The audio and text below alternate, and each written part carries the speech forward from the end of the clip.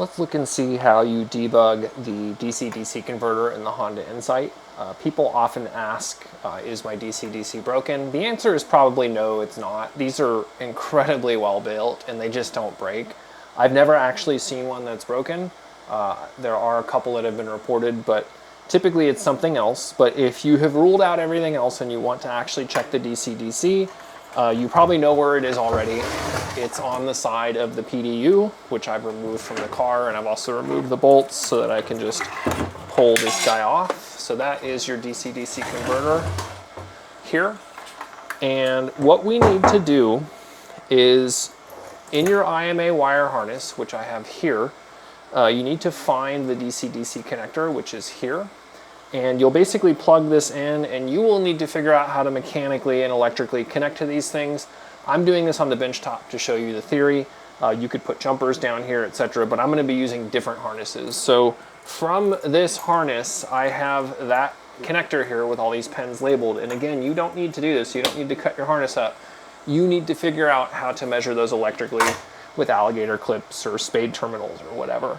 So what you need to do is you need to apply 12 volts to this in two spots. One, you need to apply it from here across the negative and positive terminals, and two, you need to apply it to the black yellow, which is positive 12 volts. I know it's black, but black yellow is positive 12 volts. And then the negative 12 volts is blue white. That's the engine ground. And so what I'm going to do is I'm going to pull a harness in here. This is a 12 volt battery. If you don't have an external 12 volt power supply, just use a 12 volt battery. But every connection here I'm going to make for the next minute or whatever is 12 volts, and the black is ground and the red is positive.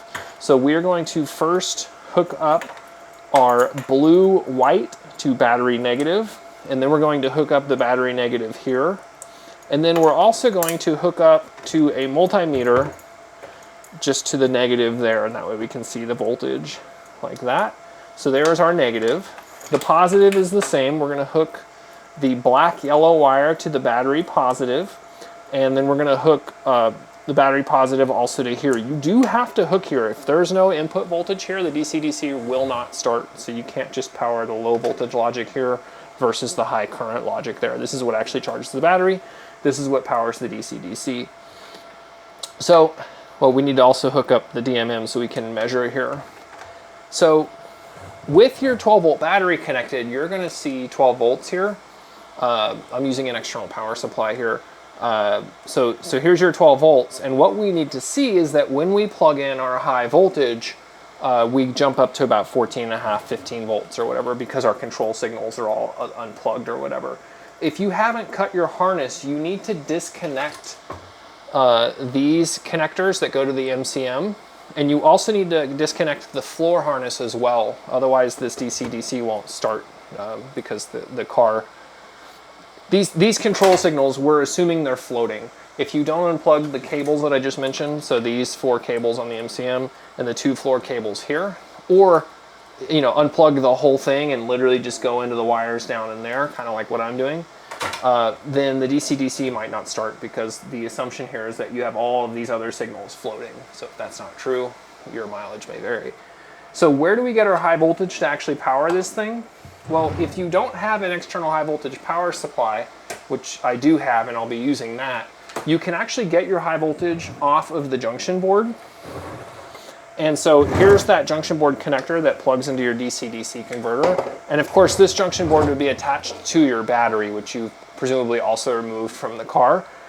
So obviously this needs to be attached to the battery to source high voltage from it. Now, the first thing you should have checked before you got here is you should check the resistance across this, because this is the DC-DC fuse. This part from Littell fuse is essentially EOL, but there are suitable replacements for it. The L50S series, the 35 amp fuse, for example, the L50S 35 will fit here. And there's a couple of other ones too that are actually quite a bit smaller. This fuse is a little bit overkill for the DC-DC converter. You can get much smaller barrel fuses that will fit across this gap. But whatever, there it is. This fuse does blow out, and this is probably the most likely reason why your DC-DC is not working. The other one would be the fuse that actually powers the DC-DC in the fuse box. So hopefully you've checked those by now. So how do we actually power this? This is our primary contactor here, and with the pack out of the car, we can drive the contactor by applying 12 volts here. So if you have 12 volts and you want to just apply it across there, that will close this contactor. I don't really recommend doing that. It's a lot of work. Instead, if you just take 2 alligator clips here, make sure the IMA switch is off before you do this, and you can actually hook one of the alligator clips there and the other one across. We're just bypassing this contactor here. Keep in mind this is high voltage, so I'm touching it, it's all low voltage right now. You don't really want to do that, especially with the IMA switch on, because you could get electrocuted if you don't know what you're doing. So typically it's difficult with these covers on and the IMA switch off. You can essentially touch anything in here and you can be fine. I don't recommend that. But if you remove these covers, which again, I don't recommend doing when you're just playing around in here if you don't know what you're doing. Once you get under these covers here, that one's on there really good.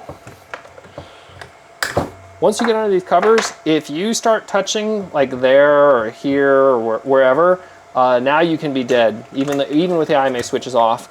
But with the IMA switch off and these covers on, it's actually fairly safe here. Wear gloves if you want to, whatever. But anyway, we've basically bypassed this, and now we can plug our junction board into our DC-DC converter. And now when we turn this switch on, we should see that jump up. Now again, I don't actually have the battery here. I just have the junction board. So what I'm gonna do is I'm gonna just plug this into an external power supply here. So this external power supply can be as low as about 80 volts and up to 220 volts or whatever. So now basically when I turn the IMA switch on, this is movie magic here. I'm not trying to deceive anyone. I'm going to turn the IMA switch on, and what you'll see is that the voltage will go up to, I call it 14.x volts, basically, whatever the floating voltage is here. If you see that behavior, the DC-DC is working. If you have a 12 volt battery connected to this, it will actually be charging as well.